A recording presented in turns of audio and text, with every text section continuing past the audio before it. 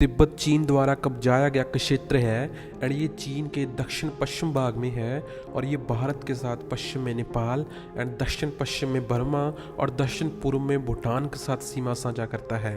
तिब्बती पहाड़ दुनिया में सबसे ऊंचे हैं और ये महान हिमालय का घर भी है। एवरेस्ट, कंचनजंगा, माउंट कैलाश, मेकालू और चो ओयू जैसे पर्वत तिब्बती भूमि में सबसे ऊंचे हैं। इस पर्वत श्रृंखला की औसत ऊंचाई 8000 मीटर है। ये जानकारी आपको ये समझने में मदद करती है कि विमान तिब्बत के ऊपर क्यों नहीं उड़ते। जैसे कि हम सभी जानते हैं कि तिब्बत भारत और चीन के मध्य में पड़ोसी देश है एंड तिब्बत पूरी दुनिया में अपनी अलग ही पहचान रखता है, फिर वो चाहे आध्यात्मिक दृष्टि से हो फिर चाहे पर्यटन की दृष्टि से हो। समुद्र से काफ़ी ऊंचाई पर होने और विशालकाय पर्वत श्रृंखलाओं से घिरे होने के कारण तिब्बत को दुनिया की छत भी कहा जाता है।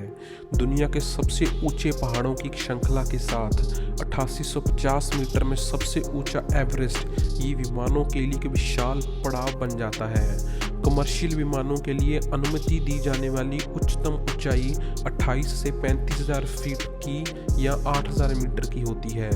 यही कारण है कि तिब्बत के ऊपर विमान नहीं उड़ते। तिब्बत पृथ्वी के उन विशेष भागों में से एक है यहाँ विमान की सेवा बहुत ही कम है।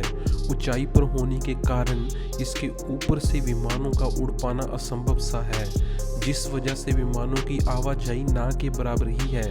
इसके बारे में विमान विशेषज्ञों ने अपनी अपनी राय दी है।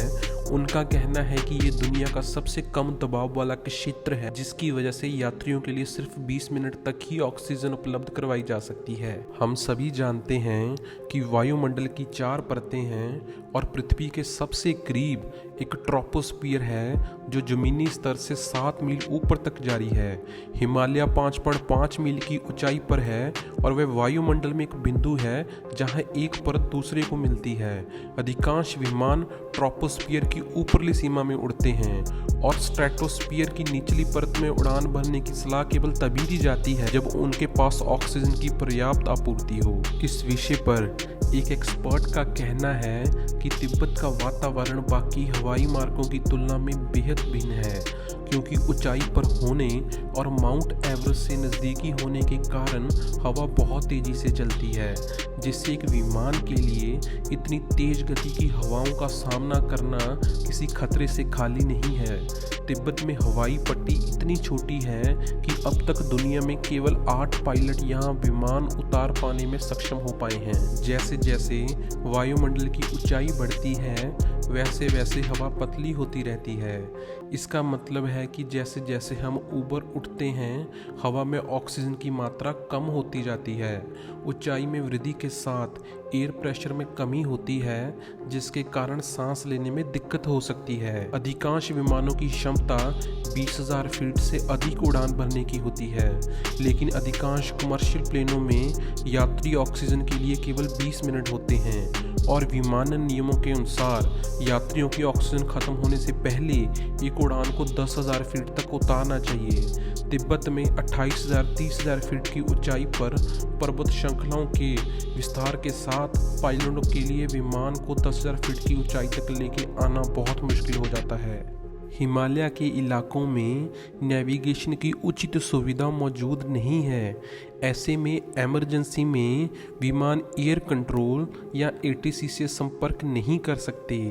इमरजेंसी की स्थिति में प्लेन को कम से कम समय में नज़दीकी एयरपोर्ट पर इमरजेंसी लैंडिंग करनी पड़ सकती है, जबकि हिमालय के इलाकों में दूर दूर तक कोई एयरपोर्ट नहीं बना हुआ।